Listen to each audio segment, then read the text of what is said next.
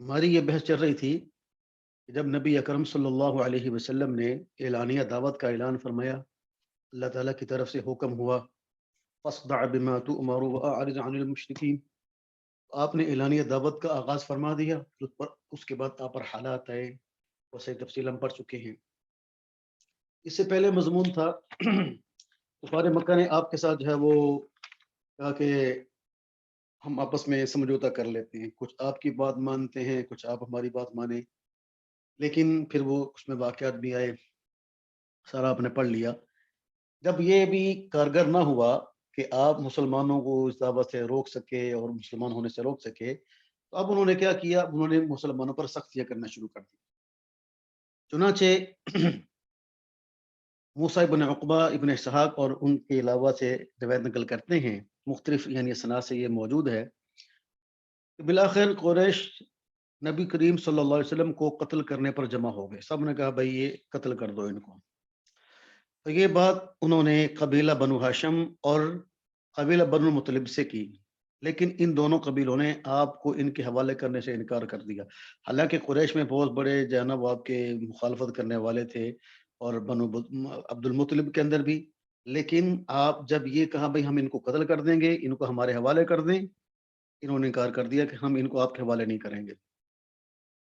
जब कुरैश आपको कत्ल करने के मंसूबे में नाकाम हो गए, तो उन्होंने आप सल्लल्लाहु अलैहि वसल्लम और आपके सहाबा बनु हाशिम, बनु मुत्तलिब में से जो आपके हिमायती थे, इन सब से मुकातआ और बाइकाट कर दिया। इस पर उन्होंने एक मुआहिदा तहरीर किया, जिस पर तमाम मुशरिकीन ने रज़ामंदी का इज़हार किया। इस मुआहिदे में लिखा था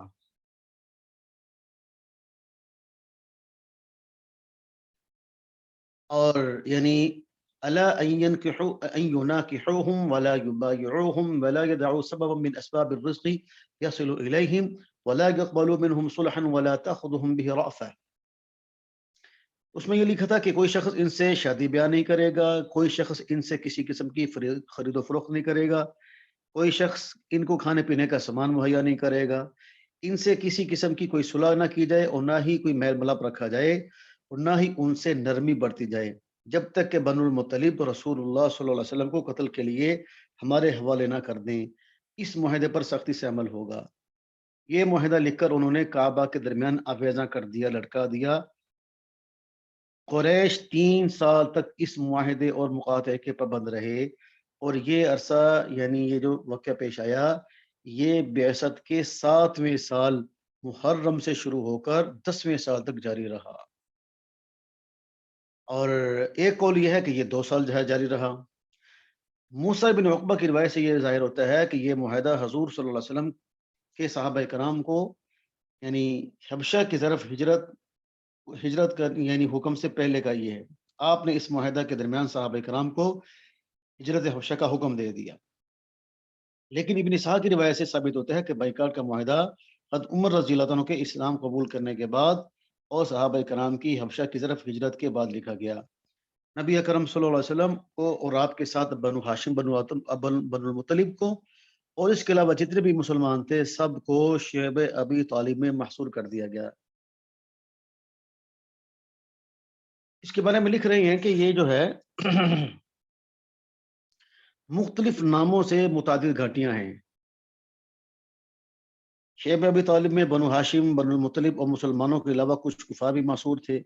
मुसलमान तो इस वजह से कि उन्होंने दीन इस्लाम को इख्तियार किया और कुछ कुफ़ार इस वजह से कि वो मुसलमानों के हिमायती थे और उन्होंने अपने ख़ानदान और कबीले का साथ देते हुए नबी अकरम सल्लल्लाहु अलैहि वसल्लम के साथ शैब अबी तालिब में घाटी में मसूर होना कबूल किया।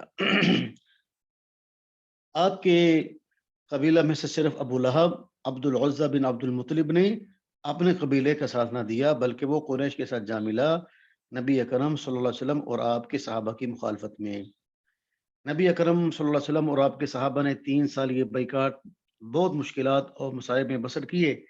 इन सख्त और कठिन हालात में सहाबा इकराम ने दरख्तों के पत्ते और सूखा चमड़ा तक खाया। सोहेली ज़िक्र करते हैं कि जब भी कोई काफ़िला गल्ला लेकर मक्का आता, तो कोई सहाबी जब बाज़ार में खाने-पीने की कोई चीज़ खरीदने के लिए जाता, तो अबू लहब खड़ा हो जाता और कहता कि ऐ ताजरों के गिरोह, محمد صلی اللہ علیہ وسلم کے اصحاب پر غلہ مہنگا کر دو تاکہ یہ خرید نہ سکیں۔ تو وہ تاجر قیمتوں میں کئی گنا اضافہ کر دیتے، حتیٰ کہ صحابہ بغیر کچھ خریدے واپس اپنے اہل و عیال کی طرف لوٹ آتے، اس حال میں کہ ان کے بچے بھوک سے بلک رہے تھے، لیکن بچوں کو کھلانے کے لیے کوئی شے ان کے ہاتھوں میں نہ ہوتی جس سے ان کی دلجوئی ہوتی۔ جب اس مخاطب کو 3 برس بیت گئے تو بنی قصیب قبیلہ میں سے ایک گروہ نے قریش کو ملامت کی اور اس معاہدے کو توڑنے کے لیے ان پر دباؤ ڈالا۔ ادھر اللہ سبحانہ و تعالیٰ نے اس لکھے ہوئے معاہدے کی دستاویز پر دیمک کو مسلط کر دیا، جس نے دستاویز لکھی ہوئی ساری تحریر چٹ کر دی۔ ان کلمات میں سے صرف اللہ جل شانہ کے نام والے کلمات محفوظ رہے، باقی سب جو ہے وہ کھا گئی دیمک۔ نبی اکرم صلی اللہ علیہ وسلم نے دیمک کے چاٹ کر جانے کی خبر اپنے چچا ابو طالب کو دی۔ ابو طالب نے آپ سے پوچھا کہ آپ کے رب نے آپ کو اس کی خبر دی ہے؟ آپ نے فرمایا ہاں۔ یہ سنتے ہی ابو طالب قریش کے مجمع میں گئے۔ آپ نے کہا وہ معاہدہ لاؤ، میں اس پر آپ سے بات چیت کرنا چاہتا ہوں، جس سے ان کو وہم ہو کہ شاید جناب ابو طالب ہماری شرائط ماننے کے لیے تیار ہیں۔ بس وہ معاہدہ لائے جو لپٹا ہوا تھا۔ ابو طالب نے کہا میرا بھتیجا جس نے کبھی جھوٹ نہیں بولا، اس نے مجھے خبر دی ہے کہ اللہ سبحانہ وتعالیٰ نے اس دستاویز پر دیمک مسلط کر دی ہے، جس نے اس کی تحریر کو ختم کر دیا ہے، جس میں قطع رحمی اور جور و ظلم کی باتیں لکھی ہوئی تھیں۔ اگر واقعی ایسی بات ہے جیسے میرے بھتیجے نے کہی ہے تو پھر میں تمہیں بھی ان کی موافقت کرنی چاہیے اور اپنے برے ارادے سے رجوع کرنا چاہیے۔ خدا کی قسم ہم کبھی بھی ان کو تمہارے حوالے نہیں کریں گے، یہاں تک کہ ہم سب جان کی بازی لگا دیں گے۔ اور جو میرے بھتیجے نے دیمک والی خبر دی ہے، اگر واقعتاً ایسا نہیں ہوا تو ہم ان کو تمہارے حوالے کرنے کے لیے تیار ہیں، پھر جو تم چاہو ان کے ساتھ کرو۔ قریش نے کہا جو آپ کہتے ہیں ہم اس پر راضی ہیں۔ بس انہوں نے وہ لپٹا ہوا معاہدہ کھولا تو ایسے ہی دیمک سے کھایا ہوا پایا، جس طرح صادق و مصدوق رسول خدا صلی اللہ علیہ وسلم نے خبر دی تھی۔ اس پر قریش کہنے لگے تیرے بھتیجے نے جادو کر دیا ہے۔ اس سے قریش کے غیظ و غضب میں مزید اضافہ ہوا۔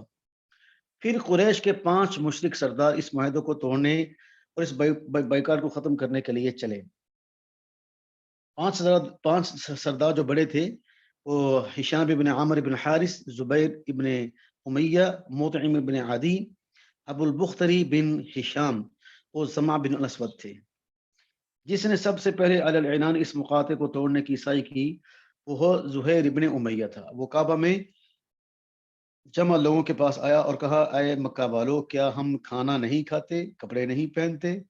بنو ہاشم اور بنو مطلب خرید و فروخت بندی کی وجہ سے ہلاک ہونے والے ہیں۔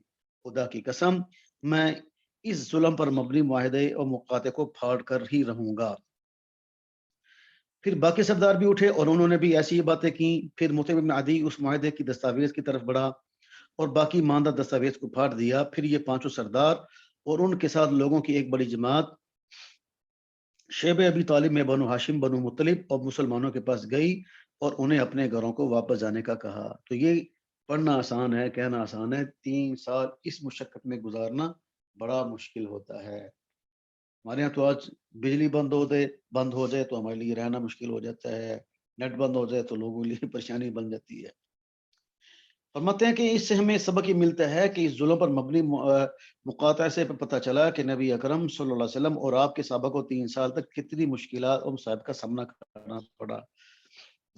اور آپ نے دیکھا کہ کبھی ایک قبیلہ بنو ہاشم اور بنو مطلب کے مشرکین بھی اس بائیکاٹ میں مسلمانوں کے ساتھ مصائب میں شریک مصائب برداشت کرتے رہے، اس بات پر راضی نہ ہوئے کہ آپ کو اکیلے چھوڑ دیں۔ یہاں یہ بحث کرنا ہمارے لیے ضروری نہیں کہ ان کے اس موقف کا سبب کیا تھا۔ قطع نظر عقیدہ اور دین کے وہ لوگ نبی اکرم صلی اللہ علیہ وسلم کی حفاظت اور حمایت، ان سے رشتہ داری اور قرابت داری کے جذبے کے تحت گر رہے تھے۔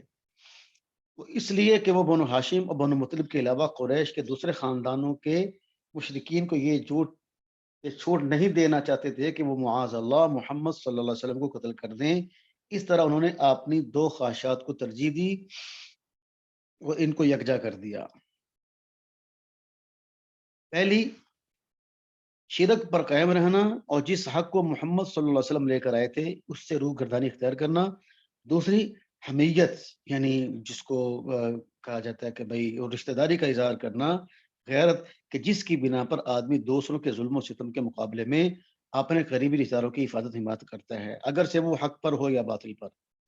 مسلمان ان میں سر فہرست نبی اکرم صلی اللہ علیہ وسلم، جنہوں نے ان تکالیف اور سختیوں کا ڈٹ کر مقابلہ کیا، صرف اللہ اور اللہ تعالیٰ کے حکم پر سر تسلیم کرتے ہوئے اور آخرت کو دنیا پر ترجیح دیتے ہوئے کیونکہ اللہ سبحانہ و تعالیٰ کی رضا کے لیے اللہ تعالیٰ کی رضا کے حصول کے مقابلے میں دنیا ان کے سامنے کم تر تھی۔ یہاں اس موضوع پر بحث کرنا اہمیت کا حامل ہے۔ سنا ہے کہ اسلام کی خلاف فکری یلغار کرنے والے بعض اہل باطل کہتے ہیں کہ محمد صلی اللہ علیہ وسلم کی دعوت کے پیچھے بنو ہاشم اور بنو مطلب کی عصبیت کار فرما تھی، جو ان کی حفاظت اور حمایت کر رہی تھی۔ اس کی دلیل یہ ہے کہ مشرکین قریش نے جب مسلمانوں سے مقاطعہ کیا تو اس موقع پر انہوں نے سلبی موقف اختیار کیا۔ یہ کھلا مغالطہ ہے، اس پر عقل و منطق کا کوئی حجاب نہیں، اس لیے کہ یہ چیز تو بالکل طبیعی اور فطری تھی کہ بنو مطلب اور بنو ہاشم اپنے بھتیجے کی حفاظت کے لیے حمیت جاہلی پر عمل پیرا ہوں، جس وقت ان کے بھتیجے کو کوئی اجنبی ہاتھ دھمکی دے رہا ہے اور برائی کے ارادے سے اس کی طرف بڑھ رہا ہے۔ حمیت جاہلی جب قرابت داروں کو اس قسم کے تعصب پر ابھارتی ہے تو ان کے سامنے پھر کوئی اصول اور ضابطہ نہیں رہتا۔ اس معاملے میں وہ حق یا باطل سے متاثر نہیں ہوتے، ان کے سامنے صرف عصبیت ہوتی ہے اور عصبیت کے علاوہ کچھ بھی نہیں ہوتا۔ اس لیے اس سے یہ ظاہر ہوتا ہے کہ آپ صلی اللہ علیہ وسلم کے اسلام نہ قبول کرنے والے رشتہ داروں میں دو متضاد صفات جمع ہو گئیں۔ پہلی صفت یہ تھی کہ آپ صلی اللہ علیہ وسلم کی دعوت کے نتیجے میں غرور و تکبر کا مظاہرہ کرتے ہوئے آپ کی دعوت کا انکار کر دیا۔ نمبر دو، جب قریش کے سب مشرکین کے مقابلے میں آپ کی مدد اور حمایت کرنا۔ لیکن اس کے ساتھ یہ بھی سوچا جائے کہ اس سب کا فائدہ آپ کی ذات اور آپ کے مشن کو کیا ہوا، حالانکہ ان حمایتی مشرکین کو بھی ایسی ہی اذیں دی گئیں جس طرح آپ اور آپ کے صحابہ کرام کو مشکلات کا سامنا کرنا پڑا۔ لیکن اہم بات جو سمجھ میں آتی ہے وہ یہ ہے کہ نبی اکرم صلی اللہ علیہ وسلم کے اسلام نہ قبول کرنے والے رشتہ داروں کی حمایت آپ کی رسالت و نبوت اور دعوت کی حمایت نہیں تھی، بلکہ ان کی حمایت صرف شخصی، انفرادی اور خاندان اور قبیلہ کی وجہ سے۔ کہتے ہیں بھائی ہمارے قبیلے، ہمارے خاندان کا آدمی ہے، اس کو ہم کسی صورت میں جب مشرکین کے حوالے نہیں کر سکتے کہ اس کو قتل کریں گے، اور ہمارے سامنے ہمارے رشتہ دار کو قتل کرے تو یہ ہماری غیرت کے خلاف ہے۔ اگر مسلمانوں نے اس حمایت کا فائدہ اٹھایا اور اس کو جہاد اور کافروں پر غلبہ حاصل کرنے اور ان کی سازشوں اور دشمنی کے خلاف ایک جد و جہد کا ایک ذریعہ بنایا ہوتا تو ان کی یہ کوشش بہت مبارک ہوتی اور یہ سبیل بڑی کارگر ہوتی۔ جہاں تک نبی اکرم صلی اللہ علیہ وسلم اور آپ پر ایمان لانے والے صحابہ کا تعلق ہے تو وہ کون سی ایسی چیز تھی جو ان کو اس تنگ ماحول میں بھی اس پر قائم رکھے ہوئے تھی، اور شدت اور تکلیف کے مقابلے میں قائم رہ کر وہ کس مقصد کے حصول کے متمنی تھے؟ اس سوال کا جواب ایسے لوگ کیا دیں گے جو حضرت محمد صلی اللہ علیہ وسلم کی رسالت اور آپ پر ایمان لانے والے صحابہ کے ایمان کی طویل یوں کرتے ہیں کہ یہ دائیں بازوں کے خلاف بائیں بازو کی بغاوت ہے، یعنی مالدار اور عیاش لوگوں کے خلاف غریب اور مفلوج لوگوں کی بغاوت تھی۔ نبی اکرم صلی اللہ علیہ وسلم اور آپ کے صحابہ پر ہونے والے ظلم و ستم کے جو واقعات ہم نے پیش کیے، ان کو تصور میں لائیں، پھر اس کی روشنی میں اس سوال کا جواب دیں کہ اسلام کی دعوت کو ایسے معاشی بغاوت سے کیسے ملایا جا سکتا ہے جسے بھوک نے بڑھکایا ہو اور مکے کے تاجروں اور وہاں کے اقتصادی ساہکاروں کے خلاف نفرت اور بغض نے ہوا دی ہو۔ مشرکین نے نبی اکرم صلی اللہ علیہ وسلم پر بادشاہی، مالداری اور سرداری پیش کی، اس شرط پر کہ آپ اسلام کی دعوت سے دستبردار ہو جائیں۔ تو نبی اکرم صلی اللہ علیہ وسلم جو ہے اس پر راضی کیوں نہ ہوئے؟ یہ سوال پیدا ہوتا ہے نا ان سے۔ آپ کے صحابہ نے اگر ان کا مقصد بھوک سے نجات اور خوشحالی تھا، آپ پر قریش کی ان پیش کردہ تجاویز کو قبول کرنے کے لیے دباؤ کیوں نہ ڈالا؟ یعنی ان سے بندہ پوچھا بھائی تم جو ایسی باتیں کرتے ہو، بے تکی باتیں، تو صحابہ کرام نے جو 3 سال رگڑے کھائے، اگر واقعی مال چاہتے تھے اور جب یعنی آرام پرستی چاہتے تھے تو پھر وہ ان کو مذاکرات کرنے چاہیے تھے۔ 3 سال انہوں نے اتنی تکلیفیں برداشت کی۔ آپ کے اور آپ کے صحابہ کے اور آپ کے خاندان والوں کے ساتھ مکمل اقتصادی اور سماجی مخاطہ کیا گیا تو یہ لوگ اپنا سب کچھ، یعنی اپنا مال و دولت، جائیداد، رشتہ دار اور کاروبار سب چھوڑ کر शैब अबी तालिब नामी घाटी में महसूर हो गए। चुनाचे कोई सामान्य तिजारत इनकी हाथों ना पहुंच पाता, खाने पीने की कोई चीज इनके घरों में दाखिल ना होती, यहाँ तक कि दरख्तों के पत्ते खाते रहे और मुश्किलात का सामना करते रहे और सब्र का मुजाहरा करते रहे और हर सूरत में आपका साथ देते रहे। क्या जिनका इरादा और मकसद इक्तिसादी इनकलाब लाना हो वो यूं ऐसे किया करते हैं? ऐसे नहीं करते। जब नबी अकरम सल्लल्लाहु अलैहि वसल्लम ने मदीना तैयबा की तरफ हिजरत फरमाई तो आपसे पहले और बाद में जब जुमला साहब इकराम ने भी हिजरत की, अपना माल जायदाद और अपने जुमला मलकीती चीज़ों को मक्का छोड़ दिया और मदीना की तरफ जो है वो आज़म सफ़र हुए। तो क्या जो लोग माल और दौलत के लालची होते हैं वो इस तरह एक हुक्म पर अपना सब कुछ छोड़ सकते हैं? लेकिन साहब इकराम ने अल्लाह उसके रसूल पर ईमान लाने के बदले में सब चीज़ों को खैराबाद कह दिया, उनको छोड़ दिया, क्योंकि उनके सामने दुनिया और दुनिया की हुक्मरानी की कोई कीमत नहीं थी। क्या ये इस बात की दलील है कि ये बाएं बाजू की बगावत रोटी के एक टुकड़े के लिए बर्पा की गई थी? नहीं, ये सवाल पैदा होता है। इस्लाम के खिलाफ जो भी लोग जहर उगलते हैं, कभी अपने मौके पर मुंदरजा झैल दो दलीलों को पेश करते हैं। पहली दलील वो ये देते हैं, वो कहते हैं कि भाई मक्का में नबी सल्लल्लाहु अलैहि वसल्लम के सहाब की पहली जमात जिनमें से ज़्यादातर गुलाम, गुरबा और फ़ुक़रा थे, ये मोहम्मद सल्लल्लाहु अलैहि वसल्लम की इत्तिबा इसलिए करते थे ताकि गुर्बत और फ़क़्र के करब से निजात हासिल करें और इस नए दीन के साये में वो ये उम्मीद लगाए हुए थे कि मुस्तक़बिल में इनकी इक़्तिसादी सूरत-हाल बेहतर हो जाएगी। दूसरी दलील वो ये देते हैं कि ये जो अव्वलीन मुस्लिमीन हैं, इनका मुशक्क़त में थोड़ा ही अरसा गुजरा था कि जब मुसलमानों पर दुनिया के नए उफ़क़ खुले और मालो दौलत की रेल-पेल हुई। इस बात की दलील है कि रसूल खुदा सल्लल्लाहु अलैहि वसल्लम का मकसद यही इक़्तिसादी इनक़िलाब था। यानी ये जो उनके 2 दलाइल हैं, जो मुअतरिज़ीन हैं इस्लाम पर। जब मुखालिफिन इस्लाम की तरफ से लगाए गए इन इल्ज़ामात का जायज़ा लें तो सबसे पहले यही बात सामने आती है कि ये सब कुछ इनका वहम व गुमान है और झूठा ख़्याल है। अगरचे ये बात दुरुस्त है कि सहाबाए कराम की उस पहली जमात के ज़्यादातर लोग गुरबा और गुलाम थे, लेकिन फिर भी इस हकीकत और मुखालिफिन इस्लाम के इस झूठे वहम के दरमियान दूर का भी कोई ताल्लुक और वास्ता नहीं। जो शरीयत लोगों के दरमियान अदल व मुसावात कायम करना और हर ज़ालिम मगरूर और सरकश को लगाम देना चाहेगी, ये बात मुसल्लम है कि इससे वो तमाम लोग न सिर्फ एराज़ करेंगे बल्कि इसके खिलाफ जो है वो मैदान में भी आएँगे और सरकशी की ज़िंदगी गुज़ारने के आदी होंगे, इसलिए कि इस शरीयत से उन्हें फ़ायदों से ज़्यादा नुकसानात हासिल होंगे। इसी तरह ये बात भी मुसल्लमा है कि इस शरीयत का हर वो शख्स इस्तेक़बाल करेगा जो कमज़ोर और मज़लूम हो और जिसका सरकशी और इस्तेहसाल की तिजारत में कोई हिस्सा ना हो, क्योंकि इस तरह उसको नुकसानात से ज़्यादा फ़ायदे हासिल होंगे या कम अज़ कम दूसरे लोगों के साथ इसके मामलात ऐसे नहीं हैं कि इनकी वजह से वो इस शरीयत की ज़िम्मेदारियों और इसके तकाज़ों पर अमल करने में गिरानी महसूस करें।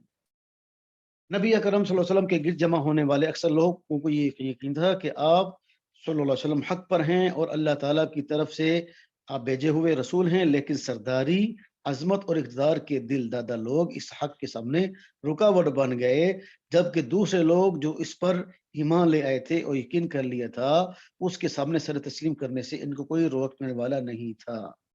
तो वाक़या सुनते रहते हैं आप कि भई कितने अबू जहल का कि भई ऐसे-ऐसे लोग थे कि इकरार भी करते थे। अबू जहल ने की तो वो कहा कि भाई मेरा भतीजा सच कहता है, मैं इसलिए नहीं मानता कि मेरी सरदारी खत्म हो जाएगी। ये हकीकत है कि जो जो हर शख्स की समझ में आ जाती है, इस हकीकत और बातिल गुमान करने वालों के ख़यालात के दरमियान क्या ताल्लुक है।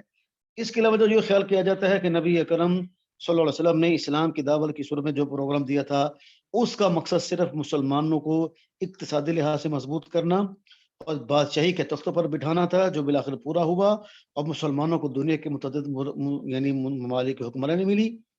इस्लाम और मुसलमानों पर यह एतराज़ करना भी मशरिक़ और मग़रिब को आपस में मिला देने के मुतरादिफ़ है। भाई जैसे मशरिक़ और मग़रिब आपस में जमा नहीं हो सकते, इसी तरीके से ये जो मुअतज़िलीन एतराज़ करते हैं, ये इनके एतराज़ात नबी सल्लल्लाहु अलैहि वसल्लम और सहाबाए कराम के मक़ासिद को जमा करना ऐसा ही है जैसे कि मशरिक़ और मग़रिब को जमा करना। कहते हैं जब मुसलमानों को अपने दीन पर कारबंद रहने और अल्लाह ताला की ज़ात पर पक्का यकीन रखने की बदौलत अल्लाह ताला ने उनको यानी रूस और फ़ारिस यानी इन मुल्कों की अल्लाह ने फ़तह से नवाज़ा और वहाँ मुसलमानों को यानी तमक्कुन हासिल अता की गई اور مسلمانوں کے ہاں دنیا کی ہر چیز کی ریل پیل ہو گئی، تو اس کا یہ مطلب ہے کہ کیا مسلمانوں نے یعنی روم اور فارس کے ان کی جو ہے وہ حکمرانی کو طلب کرنے کے لیے اسلام قبول کیا تھا۔ اگر اسلام قبول کرنے کی آڑ میں مسلمانوں کا ارادہ دنیاوی مال و دولت کا حصول اور دنیاوی خواہشات ہوتی تو ہرگز فتوحات کے یہ معجزات دنیا کے سامنے رونما نہ ہوتے۔ حضرت عمر رضی اللہ تعالیٰ نے جیش قادسیہ تیار کیا، قادسیہ کا لشکر، اور اس کی قیادت سعد بن ابی وقاص رضی اللہ عنہ کے سپرد کی۔ اس لشکر کشی کا مقصد کسرا کے خزانوں کا حصول ہوتا، یا دنیاوی مال اور دولت کی تمنا ہوتی، یا تاج و تخت کے حصول کی تمنا ہوتی، تو ہرگز حضرت سعد فتح و نصرت کی خوشخبری لے کر نہ لوٹتے، بلکہ ان کو شکست اور ذلت کا سامنا کرنا پڑتا۔ لیکن اس سب مارکوں میں ان مسلمانوں کے پیش نظر دین اسلام کی نصرت اور اللہ تعالیٰ کی رضا کا حصول تھا۔ جب اللہ تعالیٰ راضی ہوا تو اللہ تعالیٰ نے پھر مسلمانوں کو زمین میں حکومت بھی عطا کی، مال و دولت سے بھی نوازا، اور خزانوں کی کنجیں بھی عطا فرمائی جن کا وہ تصور بھی نہیں کر سکتے تھے۔ حادثے کی لڑائی میں اگر مسلمانوں کا مقصد ثروت و دولت اور عیش و عشرت کا حصول ہوتا تو حضرت ربیع بن عامر رضی اللہ تعالیٰ عنہ رستم کے پنڈال میں گھس کر سب کچھ تباہ و برباد نہ کرتے۔ حضرت ربیع بن عامر رضی اللہ عنہ جب رستم کے پنڈال میں داخل ہوئے تو اس کی عیش و عشرت و شاہانہ طرز عمل پر نفرت کا اظہار کیا۔ آپ نے اپنے نیزے سے وہاں پڑے قالینوں اور مفاخرانہ گو تکیوں کو تہس نہس کر دیا، اور آپ نے رستم سے یہ نہ فرمایا ہوتا کہ اگر تم اسلام قبول کرتے ہو تو ہم تمہاری زمین اور تمہارے اموال تمہارے لیے چھوڑ دیں گے اور تم سے کوئی تعارض نہیں کریں گے۔ یہ بات بہت غور طلب ہے کہ کیا جو فاتح حکومت، مال و دولت اور زمین کے حصول کی نیت سے آئے وہ ایسی بات کہتا ہے؟ اس سے یہ بات ظاہر ہوتی ہے کہ مسلمان جہاں جہاں بھی فتوحات کرتے گئے یہ سب کچھ دین اسلام کی خاطر اور دنیا میں امن قائم کرنے کی غرض سے تھا۔ ان سے جاہ و منصب اور حکومت کا حصول ان کا مقصد نہیں تھا۔ اللہ تعالیٰ نے اسی وجہ سے مسلمانوں کو دنیا میں عزت و تکریم عطا کی، کیونکہ مسلمان کبھی بھی دنیاوی جاہ و منصب کے حصول کی تمنا نہیں مسلمانوں نے کی تھی۔ مسلمانوں کے سامنے تو ہر مارکہ میں اللہ تعالیٰ کی رضا ہوتی تھی۔ اسی وجہ سے اللہ تعالیٰ نے مسلمانوں کو دین اور دنیا کی نعمتوں سے سرفراز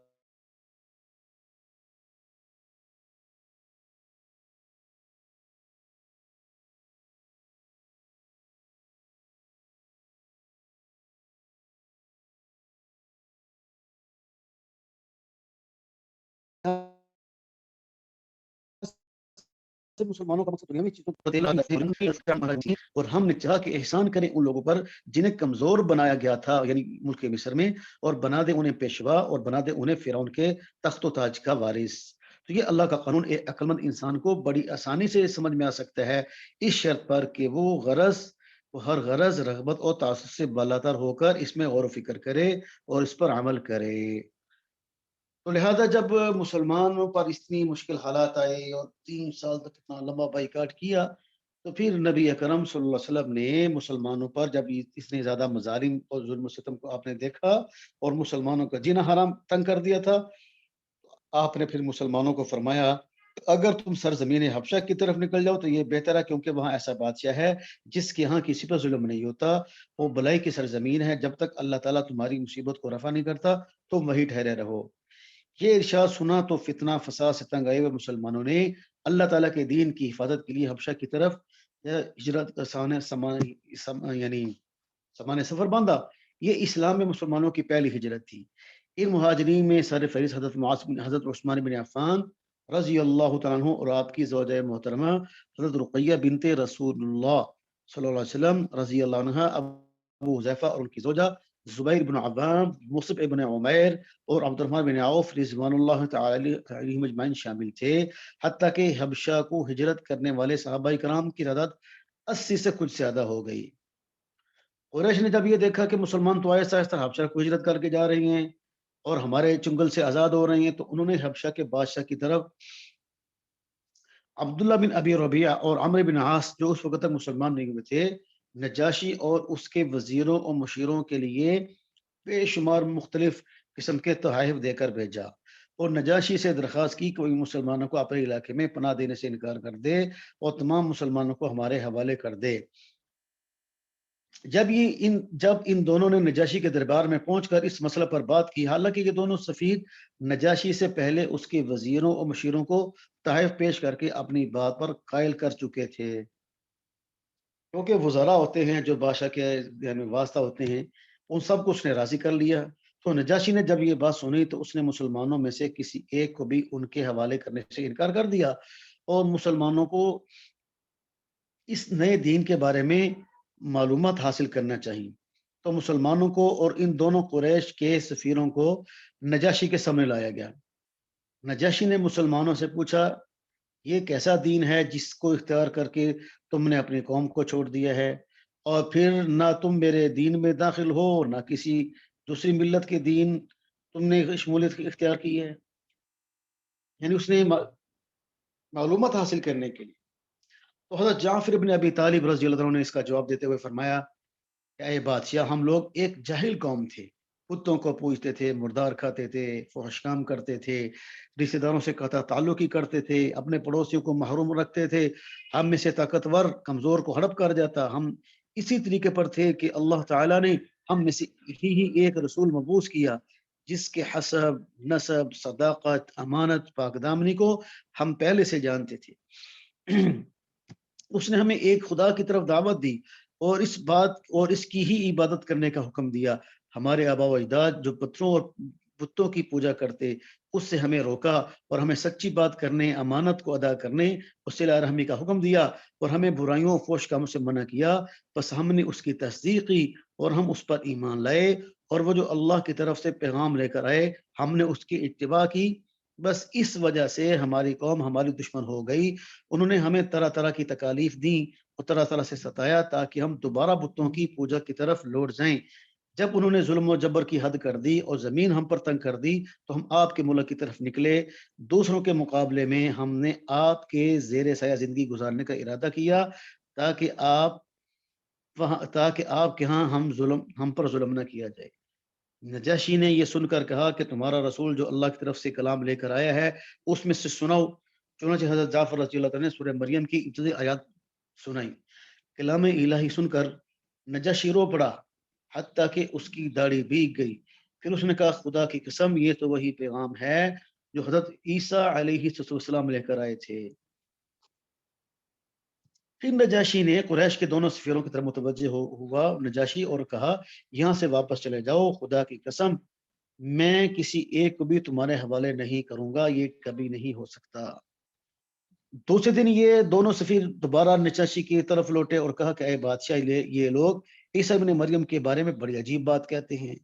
نجاشی نے مسلمانوں کو دوبارہ بلوا لیا اور ان سے حضرت عیسیٰ علیہ السلام کے بارے میں پوچھا۔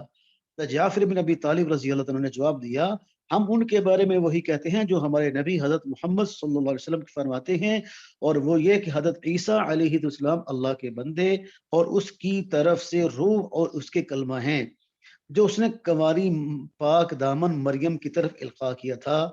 یہ سن کر نجاشی نے اپنا ہاتھ زمین پر مارا اور ایک تنکا اٹھایا، پھر کہا، خدا کی قسم، عیسیٰ ابن مریم کے بارے میں جو آپ نے کہا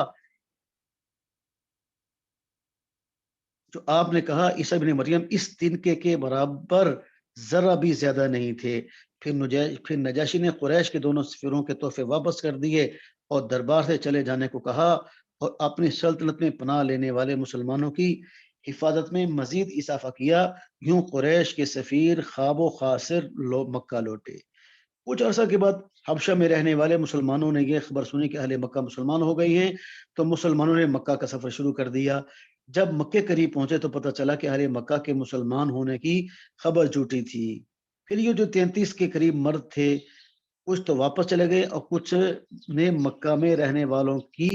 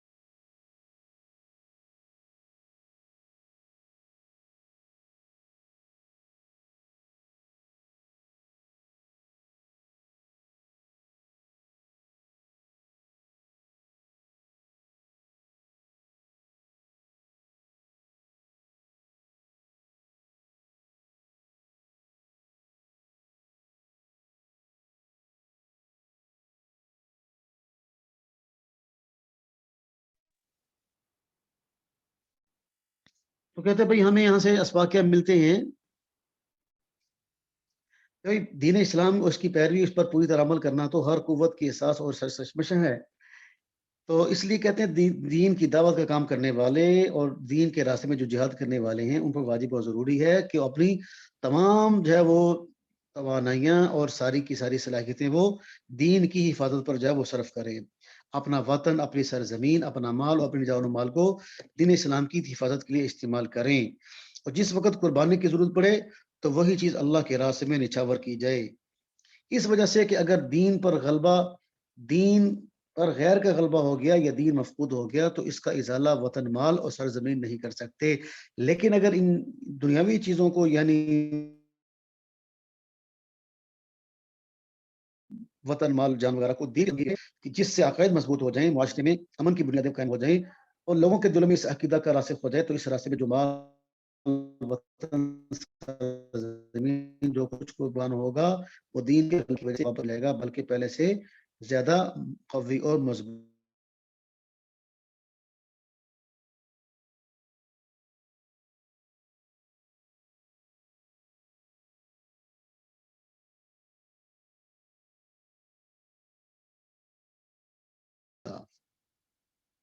اللہ تعالیٰ نے جو ہے مسلمانوں کو پھر اتنی فتوحات عطا فرمائی، دنیا کی اتنی ایسی ایسی دولت عطا فرمائی کہ صحابہ کرام فرماتے ہیں کہ اگر ہم 200تو